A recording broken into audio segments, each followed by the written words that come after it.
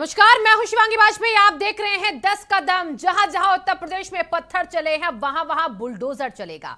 CM Yogi Adityanath ने कल high level meeting की शाम को, और उसके बाद सीधे निर्देश दिया गया है कि जो भी पत्थरबाज हैं, जो भी उपद्रवी हैं, सबको चिन्हित किया जाए और किसी को भी बख्शा ना जाए। ऐसे लोगों को सभ्य समाज में रहने की कोई अनुमति नहीं है। लेकिन कोई कसूरवार जो है वो छूटे ना, इसकी पूरी निगरानी प्रशासन और पुलिस के अधिकारी बखूबी करें, इस पर गौर किया जाए। इसी के साथ जो लोग भी इस पूरे मामले से दूर रहे, यानी कि जो कसूरवार नहीं है, उनको किसी तरह की कोई दिक्कत ना हो, इसका भी यहां पर सीएम योगी आदित्यनाथ ने निर्देश दिया। फिलहाल आप तस्वीरों पर गौर कीजिए। जब 3 जून और 10 जून ये दोनों तारीखों पर उत्तर प्रदेश में आगजनी हुई, पथराव हुआ, हंगामा हुआ, नारेबाजी हुई, तो उसके बाद कैसा माहौल बना था, किस तरीके से पुलिस वालों को लाठीचार्ज करना पड़ा था, आंसू गैस के गोले दागने पड़े थे, अपनी जान बचाकर वहां से हटना भी पड़ा था, पीछे हटती पुलिस भी नजर आ रही थी। और उसके बाद सीएम योगी आदित्यनाथ सख्त होते हुए कह रहे कि एनएसए के तहत कार्रवाई हो, ऐसे लोगों को चिन्हित किया जाए जिन्होंने अवैध तरीके से संपत्ति अर्जित की है, वो दोषी, वो कसूरवार, जो प्रदर्शनकारी थे, जो उपद्रवी थे, उनको बख्शा ना जाए, उनकी संपत्ति को कुर्क किया जाए। इसी के साथ ये भी कहा जो भी सरकारी संपत्ति को नुकसान हुआ है, जिस तरीके से भी नुकसान पहुंचाने की कोशिश की गई है, उस सब की भरपाई इन उपद्रवियों से ही की जाए। इसके लिए देखिए कल से काम शुरू हो चुका है। प्रयागराज में टीम पहुंची, वहां पर सर्वे किया गया, कुछ प्रॉपर्टीज जो है वो चिन्हित की गई है। जो मास्टरमाइंड है जावेद मोहम्मद प्रयागराज के हिंसा का, उसके प्रॉपर्टी पर कहा जा रहा है कि आज बुलडोजर चलेगा। कानपुर के मास्टरमाइंड पर कल ही बुलडोजर चला है, आपने देखा भी तस्वीरों में। लेकिन अभी और लोग भी इस फेहरिस्त में शामिल हैं जिनके खिलाफ कड़ा एक्शन होगा। और देखिए जब लोगों को पकड़ा गया तो पुलिस ने उन पर लाठी डंडे बरसाए हैं, क्योंकि जिस तरीके से उन्होंने उपद्रव किया था, हरकत जिस तरह की करी थी, उससे अब कोई भी दूर नहीं रह सकता सजा मिलने से। अब तस्वीरों के जरिए आप समझिए क्या हालात हो गए थे उत्तर प्रदेश में, किस तरीके से पुलिस को काफी मशक्कत करनी पड़ी थी। और उसके बाद सीएम योगी आदित्यनाथ के तीखे तेवर ये बता रहे हैं कि अब जितने भी उपद्रवी हैं, जितने भी प्रदर्शनकारी हैं, वो सब सलाखों के पीछे होंगे।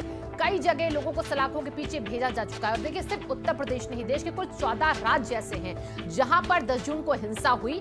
कानपुर की हिंसा के बाद, बीजेपी प्रवक्ता के बयान के बाद, लगातार उसकी आड़ में कुछ लोग जो हैं वो हिंसा फैलाने का काम कर रहे हैं और हिंसा को बढ़ावा देने के लिए एक बाकायदा टीम बनी हुई है जो अफवाहें फैला रही है सोशल मीडिया पर। अब इसको लेकर पैनी नजर रखी जा रही है। उस चर्चा को हम आगे बढ़ाएंगे। आज इसी पर हम चर्चा करेंगे कि कब तक इस तरीके की तस्वीरें आना बंद होंगी और कैसे बंद होगी, कौन लोग हैं जो इस हिंसा की आग को फैलाने में, आग में घी डालने का काम करते हैं। हमारे खास मेहमान शमशी आजाद जी बीजेपी से जुड़ चुके हैं। मैं सबसे पहले शमशी आजाद जी का स्वागत करती हूँ आज की चर्चा में। शमशी जी बहुत बहुत स्वागत है आपका आज की चर्चा में। और चर्चा इस बात पर हो रही है कि कैसे आगे की कार्रवाई को रोका जाए।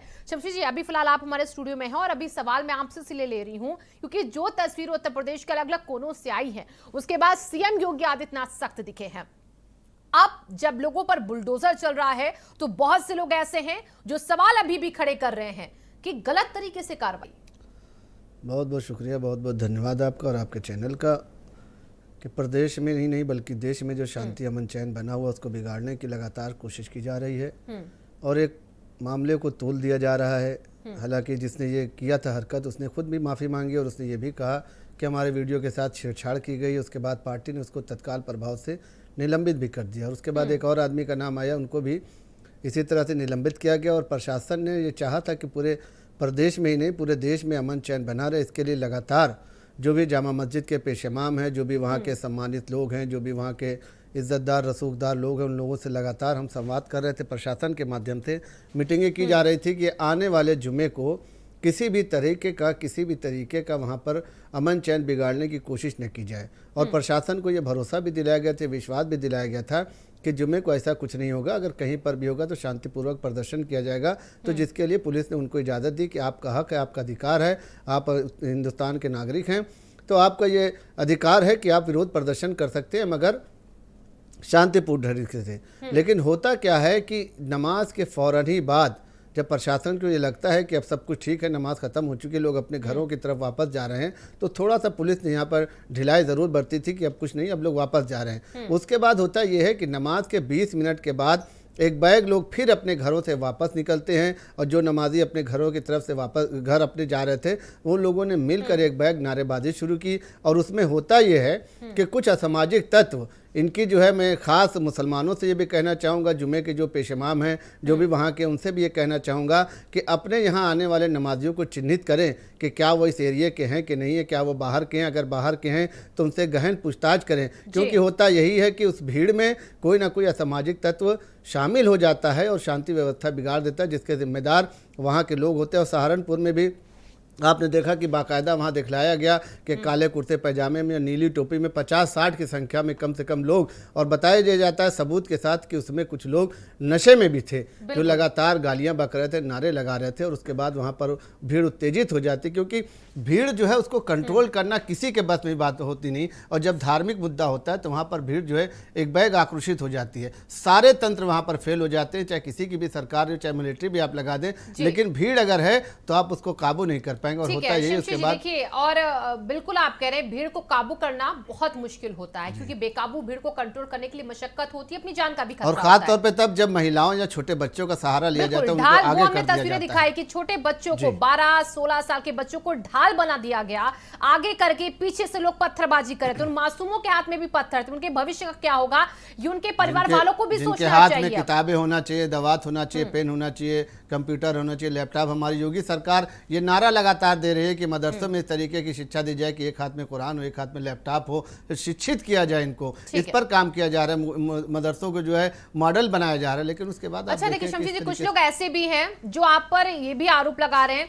कि जब हिंसा हुई, जब लोगों को पकड़ा गया तो एक समुदाय को टारगेट किया गया। हालांकि कानपुर की हमने लिस्ट देखी, उसमें एक समुदाय के लोग ही नहीं थे, लेकिन जो होंगे उनको तो सामने रखा जाएगा।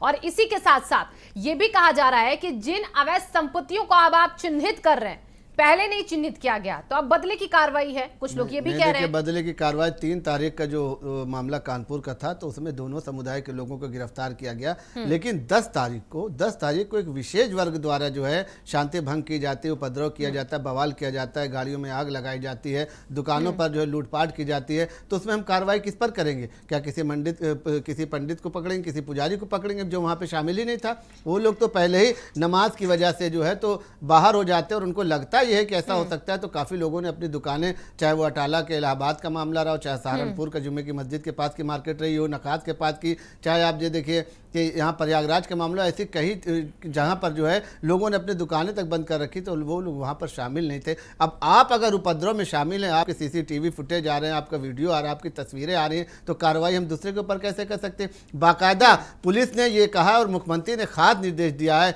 कि निर्दोषों को छेड़ा नहीं जाए और जो दोषी हैं उनको छोड़ा नहीं जाए। तो ये खास मुख्यमंत्री ने कल जो बैठक बुलाई थी प्रदेश स्तर पर, जिसमें सभी जिलों के DM, SP, SSP पे उन्होंने जो है कॉन्फ्रेंस के माध्यम से, बाकी लोग यहाँ लखनऊ में जो उपस्थित थे, तो ये खास निर्देश दिया कि किसी भी निर्दोष को छेड़ा न जाए और जो दोषी है उनको छोड़ा न जाए। ठीक है, और देखिए फ्री हैंड भी आपने पुलिस को दे दिया। CM ने सीधे कहा कि जो फील्ड पर अफसर हैं वो पूरी तरीके से आजाद हैं हालात को काबू करने के लिए, किसी भी तरीके से उपद्रवियों को कंट्रोल करने के लिए। तो जब पुलिस के हाथ अब फ्री हैंड, तो अब कैसे आप देखेंगे चेंजेस? पूरी पावर दी गई और ये कहा गया कि जो भी इसमें शामिल है, जो ऐसा नहीं कि जो CCTV फुटेज में था, जो लोग भी षड्यंत्र में, होता है कि देखिए शिवांगी जी की भीड़ के पीछे भी कोई ना कोई ताकत जरूर होती है जो भीड़ को बढ़ावा देती है कि ऐसा करो तो ऐसा होगा, वैसा करो तो वैसा होगा। भीड़ जो है कभी अपने पे कोई काम नहीं करती जब तक उसको कहीं से गाइड न किया, जब तक कहीं से उसको आदेश न दिया जाए, जब तक कहीं से उसको हुक्म न तामील किया जाए कि भाई आज आपको ऐसा करना है, वैसा करना है। तो उनकी साजिशकर्ताओं का पता लगाया जा रहा है कि कौन लोग हैं जो प्रदेश में अमन चैन बिगाड़ना चाह रहे हैं, कौन लोग हैं जो पीछे से पुशअप कर रहे हैं, कौन लोग हैं जो इनकी फंडिंग कर रहे हैं, कौन लोग हैं जो इनको उकसा रहे हैं। तो उनके ऊपर भी योगी आदित्यनाथ ने कहा कि ऐसे लोगों पर NSA गैंगस्टर के तहत कार्रवाई की जाए और जो भी अपराधी साबित होगा उनके घरों को नेस्त नाबूद कर दिया जाएगा बुलडोजर के माध्यम से। ठीक है, और देखिए शमशी जी, कुछ तस्वीरें सोशल मीडिया पर सामने आ रही हैं 10 जून की हिंसा के बाद कि पुलिस वाले कुछ लोगों को पकड़ रहे हैं, उनको मार रहे हैं लाठियों से। तो एक तरफ कुछ लोग इस वीडियो की सराहना ऐसे कर रहे हैं कि पहले जिन्होंने पत्थर चलाए अब उनको रिटर्न गिफ्ट मिल रहा है। कुछ लोग इसको ऐसे भी देख रहे हैं कि पुलिस का जो ये काम है वो किसी भी तरीके से गरिमा में नहीं है। नहीं, हम देखिए अमन चैन बनाने के लिए ये एक नज़ीर पेश कर रहे हैं कि ताकि कोई जो है आगे जो है इस तरीके की अमन चैन बिगाड़ने की कोशिश न करे, उपद्रवी किसी भी तरीके से अपने षड्यंत्र में कामयाब न है। उनको ये दिखाना ज़रूर होता है कि आप देखिए चाहे फांसी की भी सज़ा होती है, चाहे इनकाउंटर भी होता है, तो उसका फुटेज जो है वो मीडिया के माध्यम से, सोशल मीडिया के माध्यम से जनता को दिखाया जाता है ताकि उनके में अंदर भय व्याप्त हो और दोबारा ऐसी गलती न करें। आप कानून का दरवाज़ा खटखटाएँ, आप जाके जो अपनी शिकायत करें, सब सारी चीज़ों की आज़ादी आपको दी गई है और आप इस तरीके से अपने को आपको खुद बदनाम कर रहे हैं। मैं आपके चैनल के माध्यम से मुसलमानों के जो रहनुमा हैं, जो अक़लियत के नेता बनते हैं, मैं उनसे साफ कहना चाहूँगा कि बराह रास्त जो है कहना चाहूँगा कि लिल्लाह के वास्ते अपने जुमे की नमाज को जो है इस तरीके से बवाल में न शामिल करें। अपनी जुमे की नमाज को, अपने इबादत के दिन को इस तरीके से षड्यंत्र डे के रूप में न मनाएं कि आपके ऊपर जो है तो सवालिया निशान लगे कि आप जब भी जुमे की नमाज अदा करने जाते हैं तो उसके बाद एक बवाल खड़ा करते हैं। ठीक है शमशेर जी, देखिए यहाँ पर जो लोग जो मासूम बच्चे में तस्वीरों में दिखे थे, हालांकि अब उन्हें कैसे मासूम कहें वो भी उतना जायज नहीं ठहरा है, क्योंकि उनको बरगलाया गया, उनको बहलाया फुसलाया गया, उनके हाथों में पत्थर थमा दिए गए, आगे करके उनको ढाल बना लिया गया। लेकिन जब लोग नमाज पढ़ने जाते हैं शमशेर जी, तो मैं जरा उन लोगों को ये भी समझाइए, भले वो बाहरी ताकतें ही क्यों ना हो, भले वो नमाजियों के बीच में ना रहते हो, बाहर से आकर मस्जिदों में जाते हो, नमाज पढ़ते हो, फिर बाहर आके वो भले उपद्रव करना शुरू करते हो, लेकिन जरा एक मैसेज भी दीजिए। आपके जरिए मैं चाहती हूँ मैसेज जाए सब तक कि जब नमाज होती है जुमे की, तो उसमें वो क्या दुआ मांगते हैं अल्लाह से, सुख चैन शांति की, हिंदुस्तान की कामना की कैसी दुआ होती है, वो भी लोगों को जरा समझाइए, क्योंकि जुमे की नमाज के बाद सारे पापों पर माफी, फिर अगले एक हफ्ते के लिए वहां पर देखिए नमाज जो है ये एक बहुत पवित्र काम होता है और नमाज जब आदमी पढ़ने जाता है तो सिर्फ और सिर्फ अल्लाह की इबादत करता है। उस वक्त उसके दिमाग में कुछ भी नहीं रहता है। लेकिन उसके बाद हमने बताया ना कि आपको एक लीडर बनने का जो लोगों का शौक़ होता है कि हम मुसलमानों के रहनुमा बन जाएं, हम अक़लियत के नेता बनकर उभर कर आएँ, हमारा नाम हो जाएगा। क्योंकि पिछली सरकारों में यही होता था कि जो उपद्रवी होते थे उनको नेता बनाया जाता था, जो इस तरीके के मास्टरमाइंड होते थे उनको राजमंत्री का दर्जा दिया जाता था, जो बहुत ताकतवर होता था, माफिया होता था, उसको कैबिनेट मिनिस्टर बनाया जाता था। तो अभी भी कुछ लोगों के अंदर ये धारणा है कि ऐसा करने के बाद, बवाल करने के बाद हम हीरो बन जाएंगे और ऐसा करने के बाद जो है तो हो सकता है सरकार में हमारा नाम आ जाए, मंत्री बन जाए। हालांकि भारतीय जनता पार्टी की सरकार में ऐसे लोगों को सजा दी जाती है, उनको पुरस्कार नहीं दिया जाता। तो नमाज में ऐसा कुछ नहीं होता, लेकिन नमाज के बाद जो प्रदर्शन होता है उसकी मंशा को भापना प्रशासन के लिए ज़रूरी होता है कि अब ये प्रदर्शन जो हो रहा है ये किस लिए हो रहा है और यहाँ पर प्रदर्शन कहाँ तक जाएगा। ये जो है शांतिपूर्वक प्रदर्शन है या ये जो है तो बवाल में उत्तेजित लोग जो है बवाल कर सकते हैं। तो इस पर जो है प्रशासन की जो है खास निगाह होती है और उसमें थोड़ा बहुत कहीं ना कहीं इस बार चूक हुई है, जो प्रशासन जिम्मेदार है उसके लिए। और मुख्यमंत्री ने भी कहा है कि अब आगे अगर किसी भी ज़िले में इस तरीके की घटना होती है तो वहाँ के अधिकारियों पर भी जो इसकी गाज गिरेगी और उनको भी कहीं ना कहीं से जिम्मेदार माना जाएगा। इसलिए कल मीटिंग बुलाई गई थी, बिल्कुल साफ साफ निर्देश दिया है कि अब किसी भी ज़िले में अगर इस तरीके की घटना होती है तो जो वहाँ के आला अधिकारी हैं उनके खिलाफ भी कार्रवाई की जाएगी। ठीक है। और देखिए शमशेर जी, यहाँ पर सपा की तरफ से भी तमाम आरोप लग रहे हैं। शफीकुर रहमान बर्क ये कह रहे हैं इस हिंसा के बाद कि खाली मुसलमानों को परेशान किया जा रहा है, जो भी पत्थरबाजी हो रही है उस पर वो कह रहे हैं कि ये वो मजबूरी में कर रहे हैं, यानी कि मजबूरी अब इसको करार दिया जा रहा है। उन पत्थरबाजों को पत्थर मारने की बात को मजबूरी कह रहे हैं लोग। नहीं, शफीकुर रहमान देखिए समाजवादी पार्टी के विवादित नेता रहे हमेशा से। इन्होंने इसके पहले भी कहा था कि खून की नदियां बह जाएगी और हमने नहीं आरोप लगाया समाजवादी पार्टी पर, हम किनारा कसते रहे। लेकिन कल आपने देखा कि AIMIM के जो प्रवक्ता हैं फरहान साहब, उन्होंने बिल्कुल साफ तरीके से सबूत के साथ मीडिया पर उन्होंने दिखलाया कि इसमें समाजवादी पार्टी का रोल है। तो अब आप खुद समझ सकते हैं कि शफीकुर रहमान अगर इस तरीके से बयान दे रहे तो कहीं ना कहीं समाजवादी पार्टी का इसमें हाथ ज़रूर हो सकता है। कहीं पर भी अभी तक अखिलेश यादव का ऐसा कोई बयान नहीं आया कि उपद्रवियों ने गलत किया, उनको ऐसा नहीं करना चाहिए था, नमाज के बाद ऐसे हालात नहीं बनाना चाहिए था, मुसलमान को सब्र करना चाहिए था। ना इसके बाद ना इसके पहले भी सरकार लगातार ACS होम के माध्यम से और DGP के माध्यम से और सारे नेताओं के माध्यम से लगातार ये जुमे के पहले से बयान दिया जा रहा था कि जुमे के दिन अमन चैन बनाए रहे। हमने फ्लैग मार्च भी जगह जगह किया, पुलिस प्रशासन लगातार चौकन थी। और उसके बाद जो वहाँ के इमाम थे, जो वहाँ के जिम्मेदार लोग थे, जो वहाँ के उलमाए कराम थे, उनसे भी लगातार हम संपर्क बनाए हुए थे कि जुमे की नमाज को शांतिपूर्वक ढंग से समाप्त कराई जाए और कहीं पर भी कोई अमन चैन खराब न किया जाए कहीं पर भी। और उसके बाद जनता से भी अपील की गई थी कि अगर कोई षड्यंत्र कर रहा है, कोई अफवाह फैला रहा है तो उनको सूचित किया जाए। DGP ने अपना नंबर वो जो शो किया था, ज़िले से जो है DM वगैरह ने अपना नंबर शो किया था कि कहीं पर भी आपको लगे कि आपको बदनाम करने की कोशिश की जा रही है, मुसलमानों के भेष में कुछ लोग अगर आ गए हैं तो उनको भी जो है आप बताइए, प्रशासन उनके खिलाफ कार्रवाई करेगा। ठीक है शमशेर जी, देखिए कार्रवाई अभी हो भी रही है। जो हम देख रहे हैं तस्वीरें बीच में हम दिखा भी रहे हैं स्क्रीन पे कि कैसे पत्थरबाजी हुई थी उत्तर प्रदेश में अलग अलग जगहों पर, खासकर प्रयागराज और सहारनपुर मुरादाबाद में। लेकिन उसमें एक सवाल ये भी बार बार खड़ा किया जा रहा है कि LIU आपका फेल हो गया, आपका इंटेलिजेंस फेल हो गया।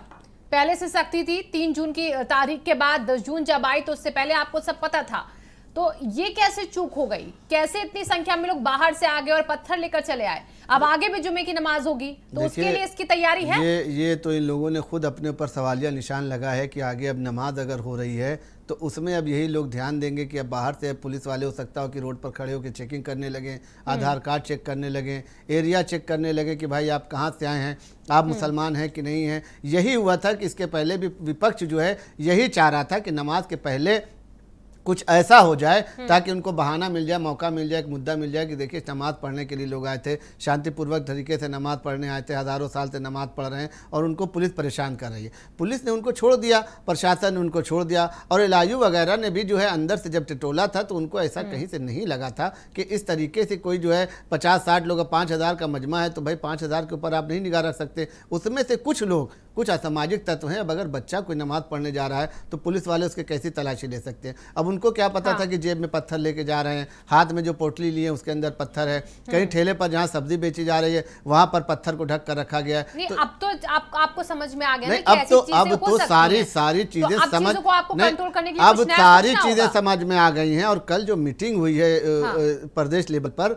मुख्यमंत्री जी ने खुद इस मीटिंग को लिया है तो उसमें ये साफ कहा गया है कि जहां पर भी नमाज हो रही है उसके आसपास के सारे घरों पे निगरानी रखें। जो आने जाने वाले लोग हैं उनके ऊपर भी एक दिन पहले से निगरानी रखी जाए और जो नया दिखाई दे उनको उस एरिया में तो उसको जो है तत्काल उसको रोका जाए, पूछा जाए और अगर वो उस एरिया का है, कोई उसकी ज़मानत लेता है, कोई बताता है तभी उसको छोड़ा जाएगा। और बाहर से अगर कोई आया, शक होता है तो उसको रोका ज़रूर जाएगा, जाँच पड़ताल ज़रूर की जाएगी। जी बिल्कुल। और देखिए जांच पड़ताल होनी जरूरी भी, क्योंकि अब आपको थोड़े चेंजेस करने होंगे जो फ्री हैंड पुलिस के पास है। तो अब जो आपकी सेफ्टी का भी एक पैमाना है वो भी फ्री हैंड हो जाना चाहिए, उसमें भी आपको हर वो पैंतरे आजमाने चाहिए, उसी लोगों की तरह सोचना चाहिए जो लोग उपद्रवी हैं।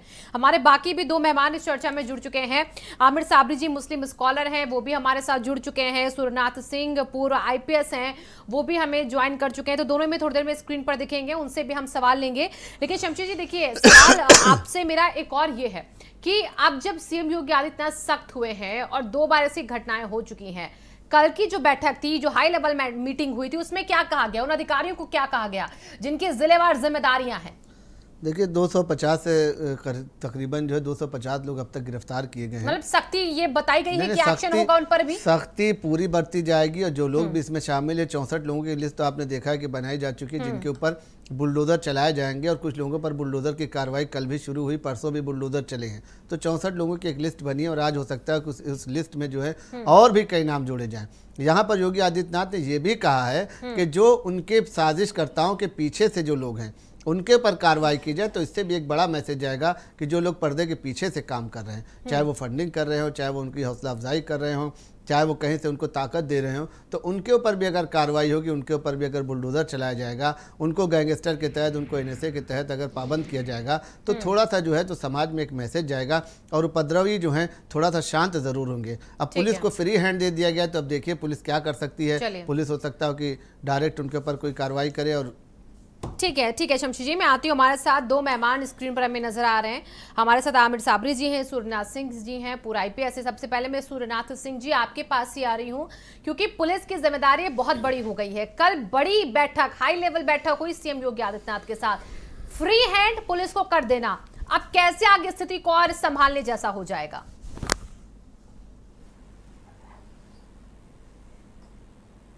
शिवांगी, घटना होने के पहले का जो प्रिवेंटिव एक्शन है जी, वो भी ज़रूरी है। और घटना होने के बाद इन्वेस्टिगेशन में, जैसा कि आपने बताया कि इनके पीछे जो उकसाने वाले हैं या जो इनको भड़काने वाले हैं, ऐसे तत्वों को जो शांति व्यवस्था की समस्या पैदा करते हैं, उनके खिलाफ भी उनको चिन्हित करके बहुत सख्त कार्रवाई हो रही है। और जो घटना के पीछे जो भी लोग हैं, घटना के पीछे कुछ लोग ऐसे हो सकते हैं जो बाहरी भी हो सकते हैं, बाहर से आकर के वहाँ पे जहाँ पे घटनाएं हो रही हैं वहाँ रुके हों, या अपने जो उस मोहल्ले के लोग हैं वो भी कोई न कोई इसमें हो सकते हैं जिनका निहित स्वार्थ शांति व्यवस्था को बिगाड़ने में ही हो सकता है। ऐसे लोगों को चिन्हित करके उनके खिलाफ सख्त कार्रवाई की आवश्यकता है। और उनमें जो इस तरह के मोहल्लेवार जिम्मेदार लोग हैं और प्रभावशाली लोग हैं, जो मोहल्ले पर जिनका अपना प्रभाव है, उनको भी मीटिंग करके उनके साथ सामंजस्य रख के उनको जिम्मेदारी दी जाए कि वो अपने मोहल्ले में इस तरह के एलिमेंट्स को, अगर कोई तत्व आ रहा है बाहर से रुका हुआ है तो बता भी दे, और अगर इस तरह कोई हरकत करता है तो उस पर कंट्रोल रखे, नियंत्रण रखे। पुलिस तो अपना काम, कानून तो अपना काम करेगा ही करेगा। बिल्कुल सुरनाथ जी, लेकिन देखिए ऑन द स्पॉट पुलिस जब स्थिति को नियंत्रण में करने की कोशिश करती है, जब सामने से पत्थरबाजियां हो, बम फेंके जाए, पेट्रोल बम दागे जाए, तो फ्री हैंड कैसे, मतलब उस फ्री हैंड के दायरे में क्या क्या पुलिस के आ जाएगा, कैसे अब और स्वतंत्रता के साथ हम कह सकते हैं कि अब इन लोगों को कंट्रोल कर पाएगी? देखिए शिवांगी, बड़ा क्लियर साहब, मैं कल भी देख रहा था और आपके चैनल पे ही देख रहा था, तो नियम हर चीज के बने हुए हैं। ऐसा नहीं है अगर कोई आदमी इस तरह का पत्थरबाजी करता है या शांति व्यवस्था अपने हाथ को भंग करता है, गाड़ियों में आग लगाता है या इस तरह की आगजनी या कुछ भी करता है, तो उसके लिए फोर्स लगाने के लिए, उसके ऊपर बल प्रयोग करने के लिए नियम बने हुए हैं। ठीक है। जैसे कुछ लोगों को आपत्ति थी कि पुलिस पत्थर मार रही है, ये बात मैंने देखा था, लेकिन एक अच्छी संख्या में जहां पर इस तरह के बलवाई हों वहां पर रबर बुलेट की गन्स दी हुई हैं और उनका अच्छा प्रयोग हो सकता है, अच्छी तरीके से हो सकता है, जिसमें लोग घायल भी नहीं होंगे, मरेंगे भी नहीं और भीड़ भाग जाएगी। दूसरा चीज मैंने देखा कि जितने भी वर्दी वाले थे वो सब पत्थर लेके दौड़े, डंडा लेके चले जा रहे हैं, लेकिन किसी के हाथ में मैंने केन शील्ड नहीं देखी। पत्थर आ रहा है तो उधर से कोई आपके हाथ में प्लास्टिक की शील्ड इशू की गई है, सब हर जगह पर्याप्त मात्रा में उपलब्ध है, लेकिन उस पत्थर को रोकने के लिए शील्ड लगाते हुए, रोकते हुए पत्थर को, कि पत्थर आता रहे और रुकता रहे और हम आगे बढ़ते रहें, उनको पीटते रहें, भगाते रहें, ऐसा भी हो सकता है। लेकिन पत्थर अगर खुला लगेगा तो सिर्फ फट जाएगा, इसमें कोई दो राय नहीं। और पत्थर का जब आप पत्थर से फेंके, ये कोई मतलब ट्रेंड उसका नहीं है कि फोर्स यूज करने का तरीका। रबर बुलेट गन्स दी हुई हैं, उनका प्रयोग क्यों नहीं किया जा रहा है? आंसू गैस के गोले छोड़े जाएं, रबर बुलेट गन्स का प्रयोग किया जाए। ना माने तो फिर आगे के उसमें सारे नियम लिखे हुए हैं, उसमें कोई फ्री हैंड देने वाली बात नहीं है। ठीक है। ये नियम के अनुकूल है, कानून के अनुकूल है, और किसी भी शांति व्यवस्था या देश में किसी प्रॉपर्टी को, किसी देश की प्रॉपर्टी को नष्ट करने का, किसी प्राइवेट प्रॉपर्टी को नष्ट करने के लिए रोकने का सबका नियम बना हुआ है और फोर्स लगाने का बाकायदा प्रोविजन है। उसमें कोई ऐसा रोक नहीं है कि आप नहीं मार सकते। यानी कि रबर बुलेट और शील्ड, इन दोनों का इस्तेमाल फिलहाल अभी नहीं हुआ पुलिस की तरफ से। 10 जून की तारीख में अगर हम देखें तो वो होना चाहिए। अब शमशी जी, उसको ध्यान में आप भी रखिएगा। मैं चलती हूँ आमिर साबरी जी के पास, मुस्लिम स्कॉलर है, हमारे साथ जुड़े हुए हैं। आमिर जी, स्वागत है आपका चर्चा में। पहले तो और सवाल यही कि अब जब बहुत शुक्रिया शिवांगी जी आपका कि आपने इस बहस का मुझे हिस्सा बनाया भारत समाचार चैनल पर। जी साबरी जी, देखिए अब जब उपद्रवियों पर बुलडोजर चले, अब जब उन पर एनएसए लगे, अब जब उन पर गैंगस्टर एक्ट के तहत कार्रवाई हो, तो मुझे नहीं लगता कि आपको भी इससे गुरेज होगा, क्योंकि वो उपद्रवी हैं, वो पथराव करते हैं, वो पत्थरबाज हैं। देखिए शिवांगी जी, सबसे पहली बात ये आप समझिए कि इसके परिप्रेक्ष्य में अगर हम जाएंगे थोड़ा सारा, तो मुझे ये लगता है कि ये आखिर हुआ क्यों। सबसे बड़ी बात ये देखिए, हमें लगता है कि ये एक चुनावी स्टंट है। 6 राज्यों में चुनाव होने हैं और 1.5 साल के बाद लोकसभा का चुनाव होना है। अच्छा। उसी के तहत एक सुनियोजित षड्यंत्र के तहत एक सरकार ने फार्मूला आजमाया है, जो जिस तरीके से मुसलमानों को उकसाया गया। नुपुर शर्मा और नवीन जिंदल की अगर पहले ही मामले में गिरफ्तारी हो जाती तो शायद ये नौबत नहीं आती। शिवांगी जी, इसके पीछे कहीं ना कहीं सरकार की पुष्पनाई है इन अलग तत्वों को। देखिए बयान गलत है, बयान गलत है साबरी जी, बीजेपी प्रवक्ता का बयान गलत है साबरी जी, लेकिन हाथों में पत्थर कहां सही है? बीजेपी प्रवक्ता का बयान गलत है, लेकिन हाथों में पत्थर, पेट्रोल बम, आगजनी करना कहां सही लिखा है? उनको प्रेरित किसने किया शिवांगी जी? अरे भाई, कोई प्रेरित करेगा तो क्या आप जान ले लेंगे? बैठे हैं, प्रवक्ता जी बैठे हैं, सुनिए जी बताएं जिस पता है किसी ने उकसाया, पुलिस वाले रोते हुए कह रहे हैं फोर्स भेजिए साहब, वो वीडियो वायरल हो रहे हैं, वो देखकर अगर अभी भी आप नहीं सिसके और अभी भी आपको दर्द महसूस नहीं हुआ तो फिर आप क्या ही। और आपकी बातों का जवाब मैं ले लेती हूँ जरा शमशी जी से। शमशी शिवांगी जी बताइए, दर्द महसूस हमें नहीं होगा तो किसे होगा? कितने लोग कूटे गए हैं, कितने मुसलमान? अरे सारा दर्द मुस्लिमों के लिए। आमिर साबरी जी आपका सुनिए, ध्यान रखिए, थोड़ा सा सुनिए शमशी जी की बात को। शमशी जी, आमिर साहब जवाब। आमिर साहब उन्हें किसी पुलिस ने अरेस्ट किया है? आमिर साहब सुन ले, अब बात सुनिए पहले। अब आप थोड़ा सुबह की बहस जब हुआ करें तो थोड़ा शांतिपूर्वक बहस किया करें। आप सुबह से चिल्लाना शुरू कर देते हैं। इस्लामिक नहीं, आपके साथ आप सुन ली, अब आप सुनेंगे नहीं, यही बात है। आप बोल लीजिए, थक जाइएगा फिर बताइएगा। आप बोलते रहिए, जब थक जाइएगा तब बताइएगा, तब हम बोलेंगे। बोल नहीं, लीजिए। हम तो जिंदगी भर नहीं थकेंगे, बोलते रहिए। आपको थका देंगे शमशी साहब। हो गया। देखिए, आपके पीछे लगा है मुस्लिम स्कॉलर, ठीक है, तो मुस्लिम स्कॉलर या इस्लामिक स्कॉलर अगर किसी के पीछे लगता है तो वो पूरे समाज का मैसेज देने के लिए होता है। आपके एक शब्द जो है वो पूरे मुस्लिम समाज के लिए है। तो ऐसा बोलने के पहले कुछ थोड़ा सा सोच लिया करिए। ये नहीं है कि सिर्फ आप सस्ती लोकप्रियता के लिए, अपना चेहरा चमकाने के लिए आप अपनी व्यक्तिगत भाई, ये भारतीय जनता पार्टी के जितने बात सुन लीजिए हमारी, नहीं बात हमारी सुन लीजिए। मोहम्मद साहब के बारे में शमशी जी आप मुझे समझाइए। ऐसे न सुन, ऐसे फिर आप भी नहीं बोल पाएंगे, हम भी नहीं बोल पाएंगे। आप बोल रहे थे, मैं आपको खामोशी से सुन रहा था। मौजूद है नहीं, मोहम्मद साहब के बारे में अगर कुछ अपशब्द कहा गया तो पूरी दुनिया ने उसका विरोध जताया। मुसलमान नमाज पढ़ के निकले, अब आप समझते हैं कि वो आरती उतारेंगे आपकी? बात सुन ले।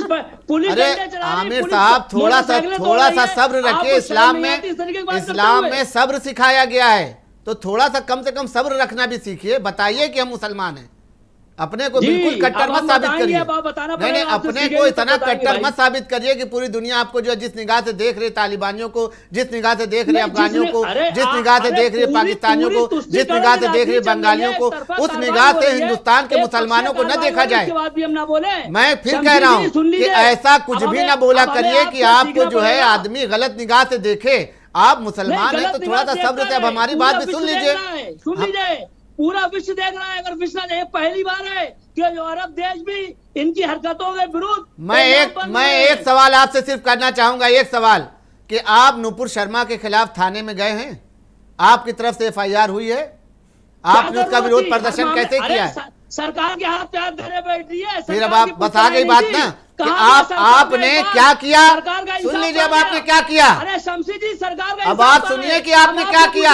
आपने ये किया कि आपने जुमे की नमाज का इंतजार किया। क्यों? क्योंकि आपके पास भीड़ इकट्ठा नहीं हो सकती थी। नमाज में आए हुए मुसलमानों का आपको इस्तेमाल करना था, और वो भी छोटे छोटे बच्चों के हाथ में पत्थर देकर। आपकी हिम्मत खुद नहीं हुई आमिर साहब कि आप आते खड़े होते और आप पत्थर चलाते। जब आपके घर पे बुलडोजर चलता तो आपको समझ में आता जो इन मासूम बच्चों का आपने इस्तेमाल किया, जिसके फ्यूचर को आपने बर्बाद किया है। ये दुनिया तक आपको माफ नहीं करेंगे, रहती जिंदगी तक ये बच्चे, मासूम बच्चे आपको कभी माफ नहीं करेंगे कि आप जैसे लोगों के भड़काऊ भाषण की वजह से आज वो जेल के अंदर है। आप दोनों को रोकना चाहेंगे, एक छोटे से ब्रेक ले रुक रही हूँ आमिर साबिर जी, फिर मैं आपके पास आती हूँ। दिमाग इस्तेमाल करिए, थोड़ा सा। आमिर जी और शमशी जी, आप दोनों को रोकना चाहूंगे, एक छोटे से ब्रेक ले रुकते हैं। ब्रेक के बाद फौरन हाजिर होंगे, चर्चा को यहीं से शुरू करेंगे आगे।